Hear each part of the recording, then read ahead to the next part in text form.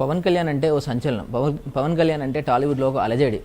తనదైన నటనతో ఓ range following కూడా కట్టుకున్న పవన్ కళ్యాణ్ ప్రస్తుతం ఇటు రాజకీయాలు అటు సినిమాలు రెండు బ్యాలెన్స్ చేస్తూ ముందుకెళ్తున్నారు. ప్రజెంట్ ఆయన కృషి దర్శకత్వంలో హరిహర వీరమల్లు అనే సినిమా చేస్తున్నారు.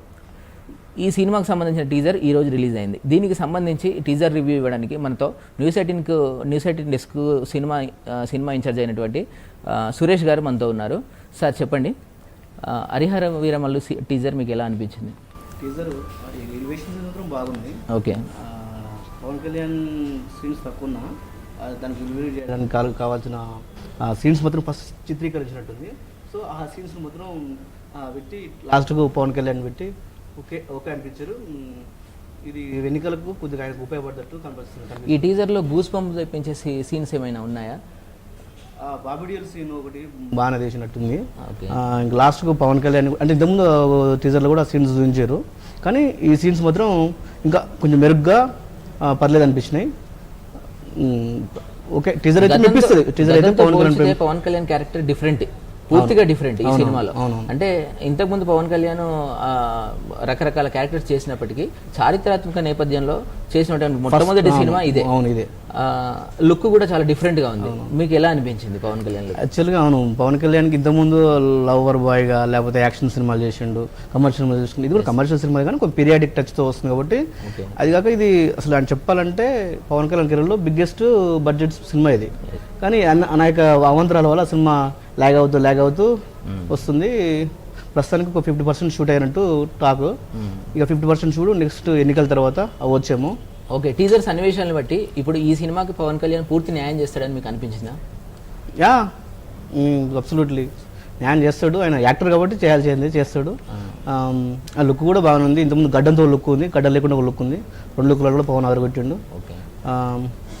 ఇంకోటి విషయం ఏంటంటే, అంటే అది చెప్పొచ్చో చెప్పకూడదో,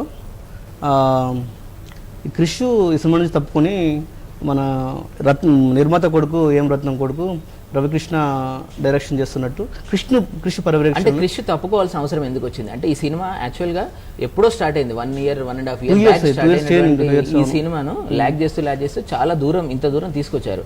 అంటే ఎన్నికల కోసమే సపరేట్ గా తీసుకొచ్చారు. అంటే ధర్మం కోసం యుద్ధం అని చెప్పేసి ఇప్పుడు టీజర్ లో ఒక ట్యాగ్ లైన్ అయితే యాడ్ చేయడం జరిగింది. ఇప్పుడు ఈ టీజర్ వెనక ఆంతర్యం ఏంటి? ఈ టైంలో టీజర్ ఎందుకు రిలీజ్ చేశారని మీరు అనుకుంటున్నారు? నేను అనుకోవడం అయితే ఎన్నికల నేపథ్యంలో అంతో ఇంత ఫేవరు పవన్ కళ్యాణ్ ఫేవర్ ఉంటుందని ధర్మం కోసం యుద్ధం 2014 అనే ట్యాగ్ లైన్ తోటి తీసుకొచ్చారు అని నేను అనుకుంటున్నా. ఎంతో కొంత ఫేవర్ అయితే చేస్తుంది. మొన్న హరీష్ శంకర్ గబ్బర్ సింగ్ నుంచి కూడా, అది మనకు హరీష్ శంకర్ అది భగత్ సింగ్ నుంచి కూడా, ఉస్తాద్ భగత్ సింగ్ నుంచి కూడా ఒక టీజర్ లాంటిది రిలీజ్ చేశారు. ఇవన్నీ ఏంటంటే అంత ఇంత ఫ్యాన్స్ కూడా కొంచెం బూస్ట్ ఇస్తాయి, పొలిటికల్ ఫేవర్ చేయడానికి స్ట్రాటజీస్ అని అనుకుంటున్నాను.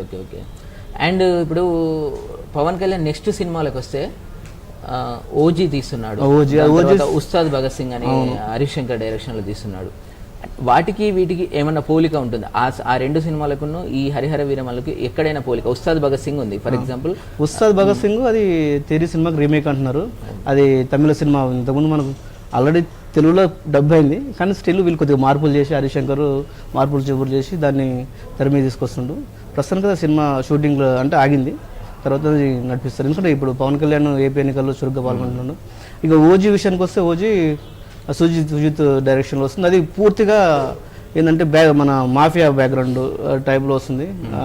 అది దాని మీద మంచి ఫ్యాన్స్ మాత్రం మంచి ఎక్స్పెక్టేషన్స్ ఉన్నాయి. ఇప్పుడు గతంలో పవన్ కళ్యాణ్కి ఖుషి సినిమా రూపంలో రత్నం గారు బ్లాక్ బ్లాస్టర్ ఇచ్చారు. ఇప్పుడు అదే కాంబినేషన్ మళ్ళీ హరిహర వీరమల్లు సినిమా రూపంలో రిపీట్ అవుతుంది.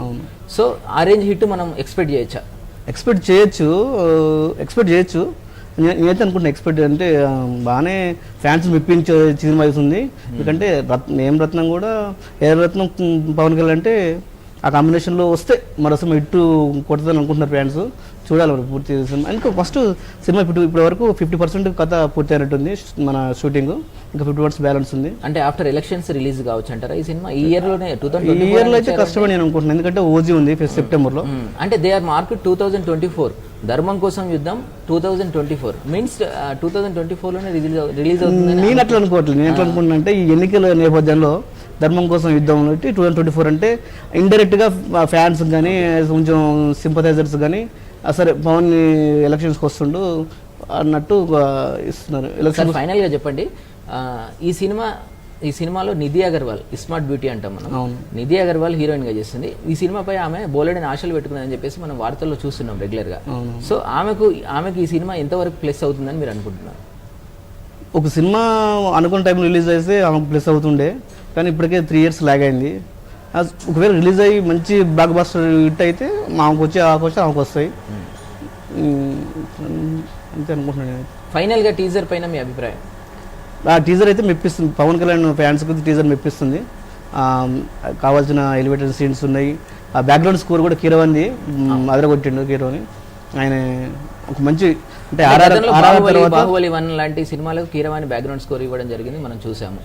ఇప్పుడు ఆ రేంజ్ మీకు ఇక్కడ హరిహర వీరమల్లో కనిపించిందా? ఇస్తాడు, బరాబరు ఇస్తాడు. ఇంకోటి ఇప్పుడు ఆర్ఆర్ తర్వాత వస్తుంది కాబట్టి ఆయన మీద ఎక్స్ప్రెషన్స్ ఉంటాయి. ఆర్ఆర్ ఆస్కార్ నాటు పాట కదా, సో దీనికి కావాల్సినంత అయిపోతే ఇస్తాడు, ఆయన సన్నివేశాలు తగ్గట్టు ఇస్తాడని నేను అనుకుంటున్నాను. Thank you sir, thank you very much. Thank you.